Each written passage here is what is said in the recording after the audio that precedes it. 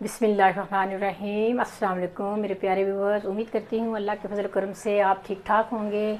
अल्लाह ताला आपको हर बला से महफूज रखे, दीन की इस्तकामत से नवाजे, हलाल रिज़्क़ की फरावानी से नवाजे, आमीन। आज की डिश शुरू करने से पहले आपसे गुजारिश है कि अगर आप नए हैं तो मेरे चैनल को सब्सक्राइब करें, बेल आइकॉन को प्रेस करें और कमेंट्स में ज़रूर बताया करें। ये आपकी तरफ से हमारी हौसला अफजाई होती है। अब आगाज़ करते हैं। आज जो हम डिश बना रहे हैं उसका नाम है चटखारा टिक्का बोटी। ये मेरे पास तकरीबन 1.5 किलो मटन बोटी है। ये देखें, बोटी का साइज़ छोटा बड़ा आप कर सकते हैं जैसे आपको पसंद हो, ठीक है। अब हम जैसे जैसे इसमें मसाला जार डालते हैं हम आपको बताते जाते हैं। अब मैं आपको बताती हूँ कौन कौन से मसाले की ज़रूरत है। सबसे पहले है हमारे पास 1 प्याली दही। 1 प्याली दही लेंगे हम। 1 चम्मच है अजवाइन धुली हुई। अच्छी तरह प्लीज़ इन्हें धो लिया करें। इसके अंदर ज़रा सा गर्द वगैरह ज़्यादा होती है तो ये ना वो खाने में आए तो बहुत बुरी लगे। ये हैं मेरे पास बड़े साइज़ के 2 लीमू। छोटे हैं तो आप 3 से 4 भी यूज़ कर सकते हैं। 2 हैं मेरे पास बड़े, ये मैं यूज़ करूँगी।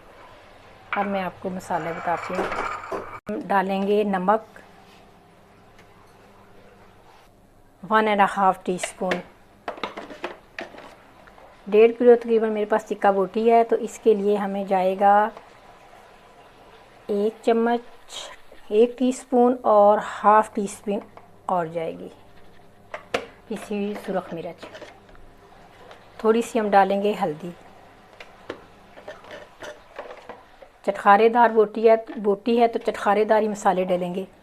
ये है कूटा हुआ शाही ज़ीरा 1 चम्मच भर के, टीस्पून। ये है टूटे हुए सौंफ 1 टीस्पून। अब हम जाएंगे मसाले की तरफ। जो पिसा हुआ है 1 चम्मच पिसा हुआ गरम मसाला चाय का। अच्छा, अब हमारे पास है ये कुटी हुई मिर्चें, लेवल 1 खाने का चम्मच जिसे हम खाना वगैरह खाते हैं। ये है आमचूर, लेवल खाने का चम्मच। ये गलाने में, गोश्त को गलाने में मदद करता है। यह कुटी हुई ब्लैक पेपर 1 चम्मच भर के।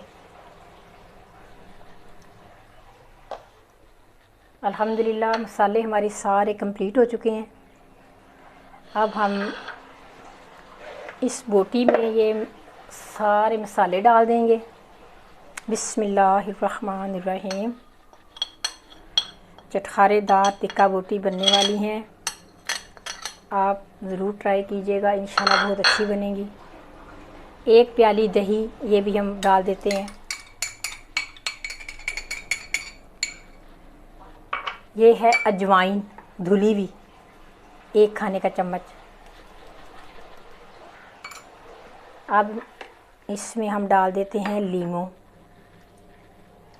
बिस्मिल्लाहिर्रहमानिर्रहीम। बस बच्चियों से मेरी गुजारिश है, जब भी किचन में आएँ सर ढाँप के आएँ, बिस्मिल्लाह पढ़ के काम शुरू करें और किचन में जैसे जैसे चीज़ें बिखरती हैं वैसे वैसे सिमटती जाएं। फिर किचन में फैलावा नहीं पड़ता, परेशानी नहीं होती।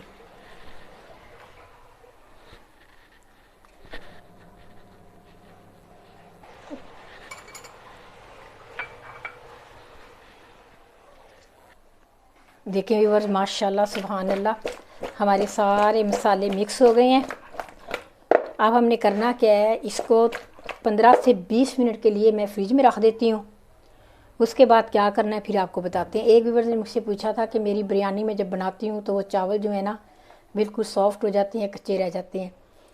मुझे कोई टिप बता दें, उसने पूछा था। मैं ये कहती हूँ कि जब आप चावल बॉयल करते हैं ना तो 1 कनी चावल की रहने दिया करें जब आप बिरयानी बनाते हैं, तो फिर दम के साथ वो चावल बिल्कुल लेवल में आ जाते हैं। तो बाकी इंशाल्लाह ताला मैं आपको प्रैक्टिकली भी बता दूँगी। आप फ़िक्र ना किया करें, जिस चीज़ की भी आपको ख्वाहिश हो आप सीखना चाहती हैं आप ज़रूर कमेंट्स में बताया करें। इंशाल्लाह हमने आप ही के लिए चैनल ये खोला है, आप ही की खिदमत के लिए हम हाज़िर हैं। तो दुआ में याद रखें। इंशाल्लाह मैं अब 20 मिनट के बाद आपको मिलूँगी। 20 मिनट हो चुके हैं इसको मैरिनेशन किए हुए। अब हम कुकर में इसको डाल दिया हमने। 1 गिलास पानी का डालेंगे कुकर में। कुकर का इस्तेमाल मैं तब करती हूँ जब मुझे इमरजेंसी होती है, मेरे कुछ गेस्ट आने वाले हैं, मुझे जल्दी जल्दी ये बनाना पड़ी। अब हमने इसको 12 मिनट कूल स्टीम देनी है। जब ये वेट चलेगी ना, 8 मिनट हमने वेट चलनी है, तो हमने चूल्हा ऑफ कर देना है। रिवर्स 20 मिनट के बाद हम दोबारा आ चुके हैं। मैं आपको ये दिखाती चलूँ कि 12 मिनट के बाद जब मैंने स्टीम इसकी आउट की, देखा तो मुझे थोड़ी सी कसर इसमें लग रही थी। वैसे लोग तो वैसे ही खाते हैं, लेकिन मुझे थोड़ा सा ज़्यादा नरम चाहिए था। मैंने 6 से 7 मिनट और स्टीम दे दी, थोड़ा सा पानी और डाल दिया ताकि वो नीचे लग ना जाए। 10 मिनट के लिए 1 गिलास काफ़ी था, लेकिन बाद में थोड़ा सा पानी और डाला ताकि कुकर में लग ना जाए। एक तकरीबन 18 मिनट में ये गोश्त गला है, क्योंकि फ्रोज़न जो चीज़ होती है, गोश्त होता है फ्रीज़ किया हुआ, उसकी टाइमिंग बढ़ जाती है गलाने में। तो आप माशाल्लाह माशाल्लाह ये देखें, इसकी बोटी देखें आप, माशाल्लाह कितनी सॉफ्ट। जब आप इसे खाएंगे ना तो मुझे दुआएं देंगे और बहुत ही मज़ा आएगा आपको। मेरी आप रेसिपी को फॉलो किया करें, शुरू से लेकर एंड तक प्रोग्राम देखा करें। मेरे चैनल को सब्सक्राइब करें, बेल आइकॉन के बटन को दबाएं ताकि हर आने वाली वीडियो आपको जल्द से जल्द मिले और यम्मी मिले।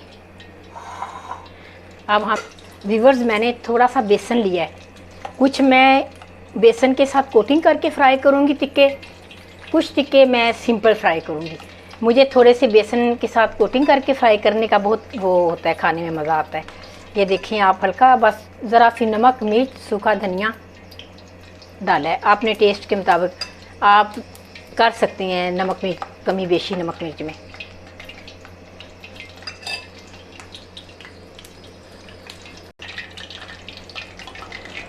ये सारे टिक्के जो है ना, मैं इधर कर रही हूँ बेसन में डीप।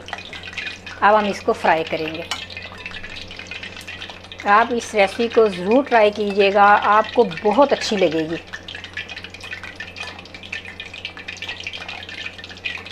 बिस्मिल्लाहिर्रहमानिर्रहीम। कोशिश करें हाथ से डालें, हाथ से अलग टेस्ट आता है। ऑयल हमारा गर्म हो चुका है।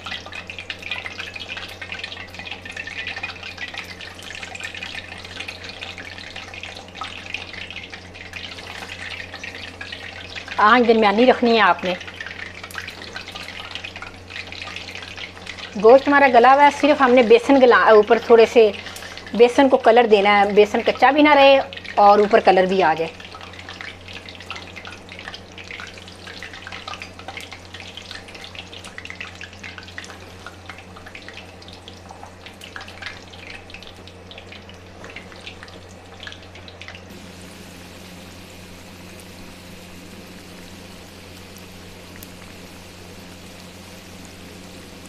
देखें व्यूअर्स, हमारे ना चूल्हे की आंच फुल नहीं है, मीडियम है। मीडियम इसलिए रखनी है कि हमारा जो बेसन है ना, तेज़ आंच की तो बेसन जल जाएगा, अंदर से बेसन कच्चा रहेगा। इसलिए हमने आंच जो है वो मीडियम रखी हुई है, ताकि मज़ेदार सा कलर भी आ जाए और बेसन जो है वो फुल डन हो जाए। अल्हम्दुलिल्लाह माशाल्लाह। देखें व्यूअर्स, हमारा चटखारा तिक्का बोटी तैयार है। ये तिक्का बोटी देख लें आप, ये मैंने बग़ैर बेसन के फ्राई किया है। इसकी लुक देखें आप, और ये है बेसन वाली फ्राई की हुई तिक्का बोटी, चटखारा तिक्का बोटी।